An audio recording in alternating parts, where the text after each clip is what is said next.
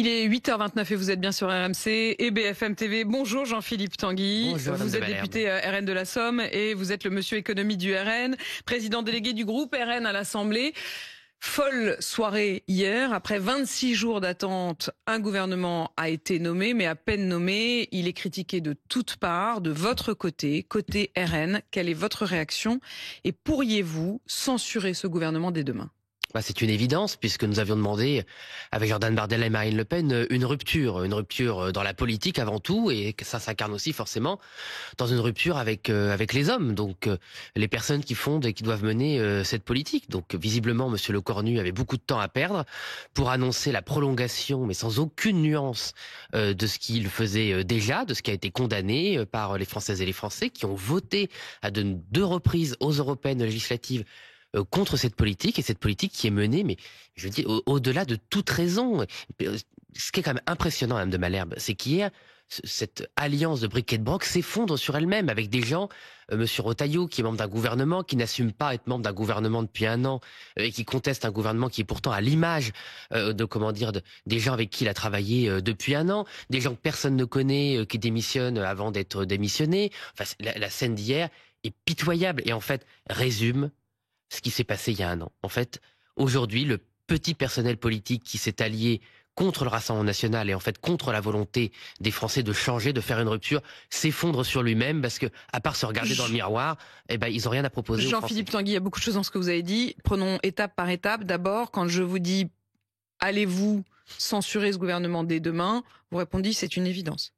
Il n'y a pas de rupture, et donc, comme l'ont dit hier Jordan Bardella et Marine Le Pen, dans des expressions très claires, on va se réunir aujourd'hui, ils vont décider, mais là, il n'y a pas de rupture. Donc nous, on a pour habitude de faire ce qu'on dit, évidemment. Donc il n'y aurait pas d'autres options pour vous que de censurer dès demain. Je reprécise les choses. Vous aviez initialement évoqué l'idée d'attendre au moins le discours de politique générale pour prendre votre décision. Sauf que là, la copie telle qu'elle a été rendue, avec ce gouvernement et ses nominations, pour vous, vous savez déjà que le compte n'y est pas. C'est la décision que doivent prendre Marine Le Pen et Jordan Bardella. Il y a une réunion à 11h, de savoir sans doute si on attend quand même le discours de politique générale. On essaie de pas prendre des décisions sur l'émotion. C'est vrai qu'hier aussi, moi, je pense aux gens qui vont travailler ce matin, qui ont une vie compliquée, qui se disent mais il y a des hommes et des femmes politiques, qui envoient bouler un gouvernement auquel ils appartiennent 5 minutes après une annonce, sous le coup de l'émotion. Bon, donc nous on va réfléchir, on va pondérer les choses, on va essayer de voir s'il faut attendre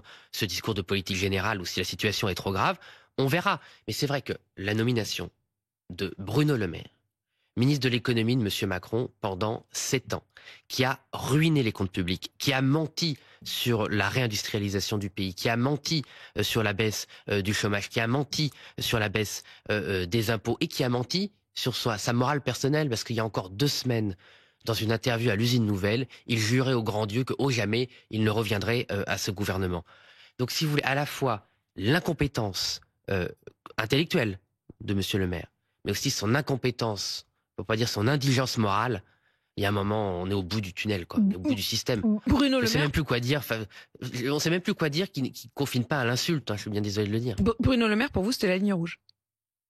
Mais c'est pas que c'est une ligne. Enfin, c'est pire qu'une ligne rouge. En fait, c'est un chiffon rouge, quoi. C'est comme agiter devant des taureaux ce chiffon rouge en espérant qu'on va pas vous foncer dessus. Si vous voulez, comment on nous a dit depuis un an, les comptes publics, et c'est vrai, sont dans le rouge. On a eu Monsieur Bayrou avec Monsieur Macron, faut pas l'oublier, qui est venu devant les Français en disant dis donc, il y a beaucoup d'argent qui ont été dépensés, maintenant il va falloir payer la facture, et c'est pas la faute des gouvernements, c'est la faute des Français. C'était évidemment la faute des gouvernements, et Monsieur le Maire, c'est pas le seul à avoir fait n'importe quoi avec les comptes publics, ce serait trop facile, mais il incarne à lui seul, il faut bien le dire, plus de 1000 milliards d'euros de dettes, et surtout un mensonge permanent. Il faut quand même se souvenir, il faut être précis dans ce qu'on dit, les accusations qu'on porte les uns contre les autres, parce qu'on parle au nom des Françaises et des Français qui nous ont fait confiance. Monsieur le maire avait dit « Je vais rendre un budget à l'euro près ».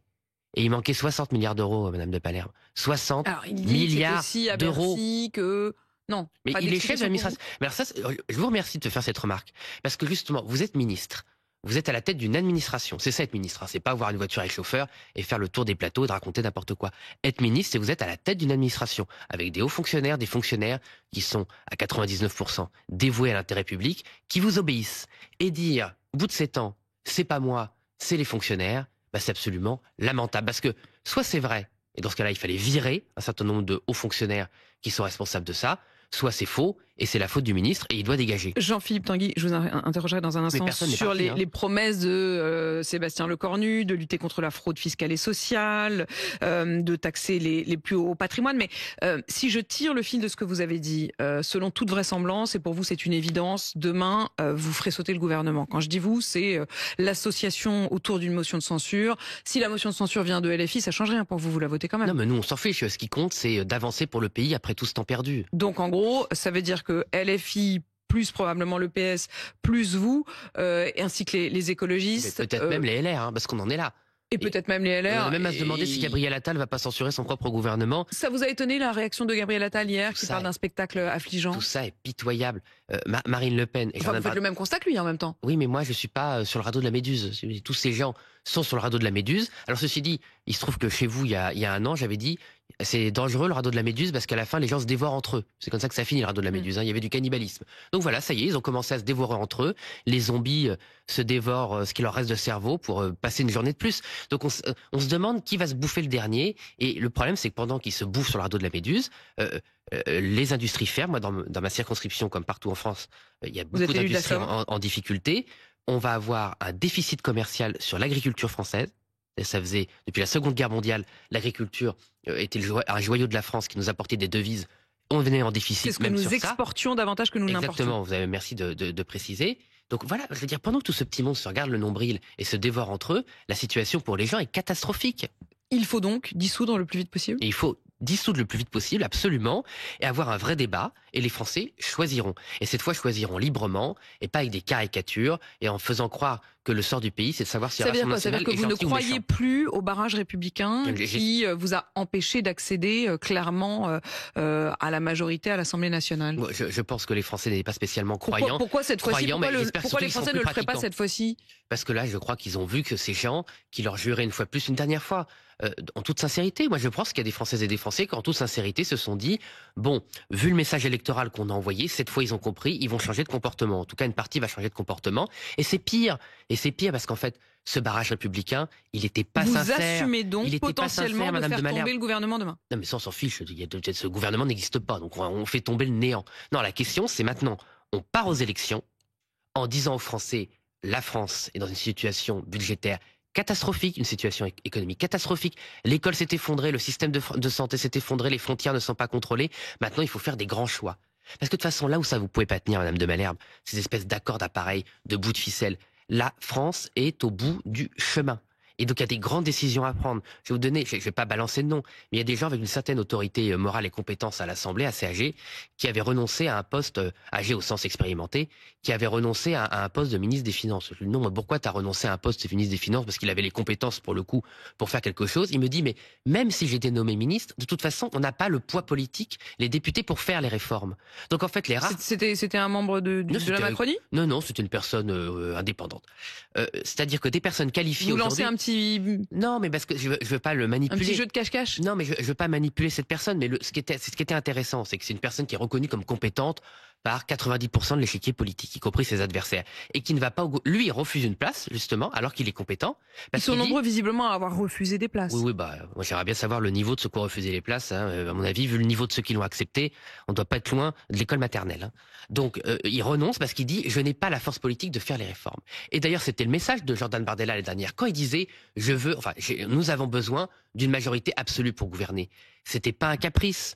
Et on aurait dû collectivement mieux l'expliquer. C'est que pour faire les réformes dont la France a besoin, il faut une rupture telle dans les pratiques politiques et une force politique, une légitimité démocratique telle qu'il faut une majorité absolue pour faire ces réformes. Sinon, la France va sombrer. Moi, je suis désolé. Moi, c'est quand même le message que je veux faire passer. Pourquoi on s'engage en politique? C'est parce qu'on voit notre pays, on voit notre peuple, on le voit souffrir et on ne l'accepte pas. Donc oui, je sais que les personnels politiques ont déçu. Oui, il y a beaucoup d'hommes politiques et de femmes politiques qui ont déçu. Mais il y a encore de la sincérité dans ce monde et on veut redresser le pays. Jean-Philippe Tanguy, vous avez vu l'histoire des notes de frais? Mais oui, mais...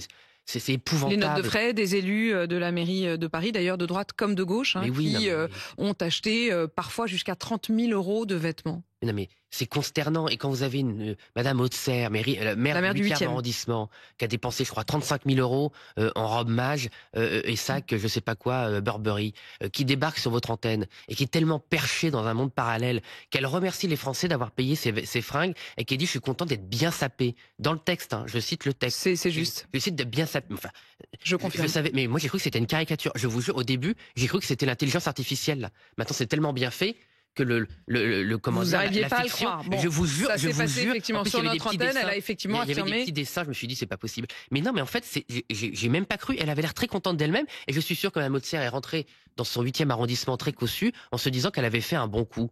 Ouais, bon, donc tout ça est vraiment consternant. Et une fois plus, vous savez, nous on est au service des gens. C'est le travail des Français qui nous paye. Et quand on voit ça, bah c'est vrai que. Y a-t-il, Jean-Philippe Tanguy, y a-t-il une option qui ferait que vous ne censuriez pas? Y a-t-il encore la possibilité que vous ne censuriez pas? À l'instant, Olivier Faure menace de censurer, mais n'annonce pas qu'il censurera. Il dit « je promets la censure si on ne rouvre pas un débat sur les retraites ». Bah écoutez, je découvre ces propos. Écoutez, nous on va réfléchir une fois plus. Vous est-ce que vous pourriez dire, on censure pas si on rouvre pas un dossier? Mais nous, c'est très clair. Mais nous, on n'a jamais varié. Nous, c'est toujours les mêmes tabous. Lutter contre l'immigration incontrôlée, baisser les impôts des classes moyennes et populaires, baisser cette dépense publique, mettre les comptes publics en ordre, parce que sinon on peut faire aucune politique. Lutter contre la fraude. Nos lignes, elles sont connues. Elles n'ont jamais varié. Ce sont les promesses qu'on a fait aux Françaises et aux Français. Nous, on n'a pas besoin, de négocier des postes. Moi, je pense que M. Faure panique, devant sa propre audace, si je puis dire, puisqu'il se rend compte que on va à la censure sans doute, qu'on va donc à la dissolution de manière encore plus certaine, et que les socialistes, les sociotraîtres, vont dégager aussi de ce petit monde, voilà, parce que tous ces gens qui se sont alliés avec les insoumis, qui après leur ont craché dessus, alors qu'ils sont capables de se réallier avec eux, on n'en peut plus. Moi, franchement, je peux plus ce personnel politique. Moi, ça fait 10 ans que je suis dans le monde politique, je suis encore un peu frais, j'espère, et quand je vois tous ces comportements pitoyables, pathétiques, qu'ils acceptent. Moi, je vais vous dire ce que je pense. Il faut que ces gens acceptent la défaite. Voilà.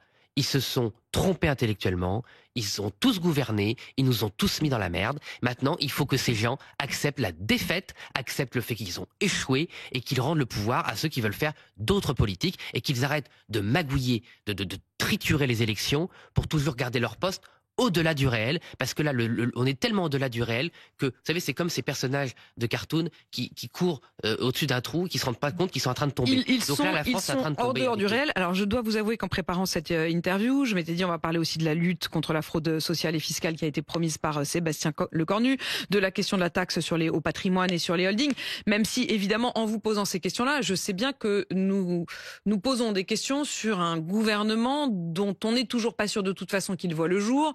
Donc, on ne sait pas s'il y aura un Conseil des ministres à 16h, on ne sait pas s'il y aura demain un discours de politique générale, et on est à peu près certain que demain soir, il n'y aura plus de gouvernement si rien ne bouge, parce que vous aurez les uns et les autres censurés avant même qu'ils ne puissent gouverner. Mais tout de même, parmi les points qui avaient été évoqués par Sébastien Lecornu, il y avait l'idée de lutter contre la fraude fiscale et sociale et d'en faire une priorité. Est-ce que ça, c'est un point qui vous convainc? Oui, on le demande depuis des années, mais M. Attal l'avait déjà fait. Moi, je me souviens d'un rendez-vous. Ça s'appelait les dialogues de Bercy. Alors, on a oublié, on était tous réunis, et M. Attal dit ça va être la priorité des priorités, on va avoir des résultats. Tant mieux, je veux dire. Enfin, vous imaginez si un homme ou une femme politique venait vous voir en disant, moi, je suis contre lutter la fraude sociale et la fraude fiscale. Bon, enfin, tout ça n'est pas sérieux. D'ailleurs, ça prouve qu'il le faisait pas avant. Mais quels sont les moyens qui vous paraissent nécessaires? Mais en fait, il faut juste travailler, en fait. Vous savez, il y a un moment, tout n'est pas glamour, tout n'est pas des annonces magiques, il n'y a pas de baguette magique. Un ministre, il y a un moment, il faut que ce soit avec son administration, on en parlait tout à l'heure.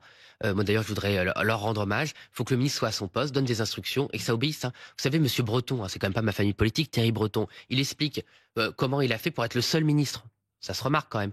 En 30 ans, qu'a fait baisser le déficit public.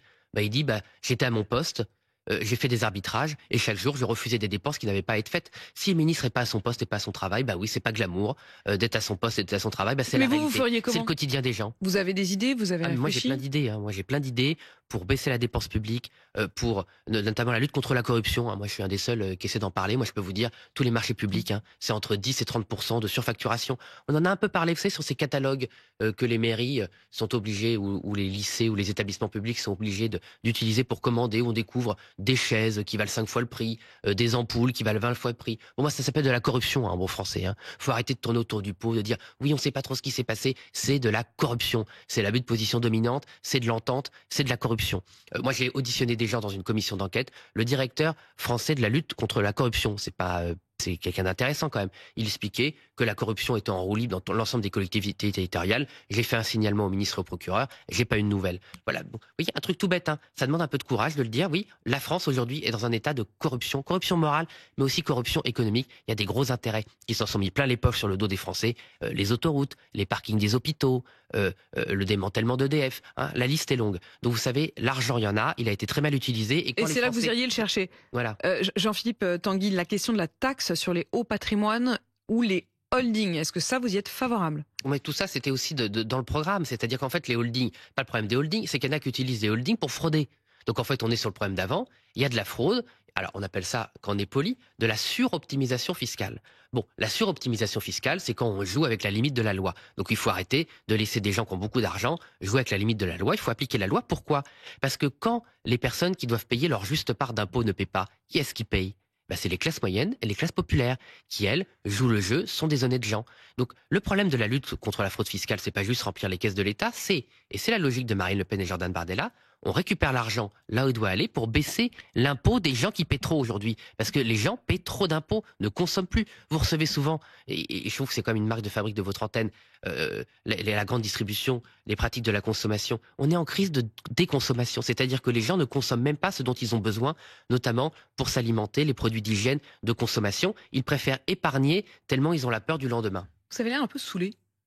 Non, je suis pas saoulé, c'est qu'en fait, j'ai du mal à ne pas être en colère, en fait. C'est-à-dire que moi, j'essaie de penser une fois plus aux Françaises et aux Français. Je suis pas un saint, mais je me dis d'un côté, ils ont pas envie d'avoir un hystérique qui hurle et qui propose rien, et d'un côté, j'ai du mal à me retenir de ne pas être vraiment révolté par ce que je vois. Parce que je comprends que les gens soient en colère contre le personnel politique. D'ailleurs, si on s'est engagé, c'est que moi-même, on n'était pas content du personnel politique qu'on avait.